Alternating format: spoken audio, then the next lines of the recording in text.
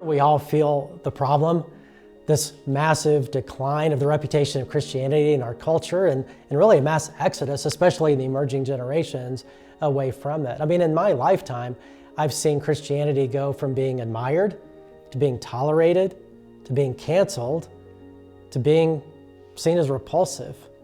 It's disconcerting, isn't it? And how do we respond to that? I mean, we can get defensive, we can deny it, we can just hope it goes away, or we can do what I believe Jesus compels us to do, and that is to own the brand, to own the problem, and to live it out the way Jesus called us to. See, when we talk about rebranding Christianity, we really don't mean going back and trying to come up with a new brand or to do a slick marketing campaign. What we're talking about is recovering the brand that Jesus launched the Christian movement with, that he gave us 2,000 years ago, as he gathered his disciples and said, "This is how people will know that you're my disciples, that you love one another the way I've loved you." That kind of radical love is the brand.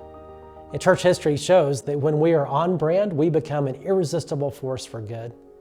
That's the way we should be known. And if we're not known that way, and we're not, then that problem is our problem. Jesus gave it to us. And that's what this book is about, is how to restore the brand that Jesus gave us 2,000 years ago and live that out in a compelling way. In the book, we'll take a deeper dive in what is the Christian brand. We'll look at how we've gone off course and experienced mission drift so that we can recover mission focus. And then we'll look at what the New Testament teaches to understand how we can better represent Jesus and represent the brand in a compelling way. We'll also learn from church history, and we'll learn from other businesses and organizations that experienced similar kind of mission drift who had to recover their brand and recover trust. There's a lot that we can learn, and of course we really need to. The good news, Jesus is still building his church. It's not going anywhere. And I believe that if we recover the brand, we can once again become an irresistible force for good in the world, because what people crave in our culture at the deepest level can only be found in Jesus. Over the next few years, I think, are really critical for the American church and our culture. The faith of the next generation is at stake.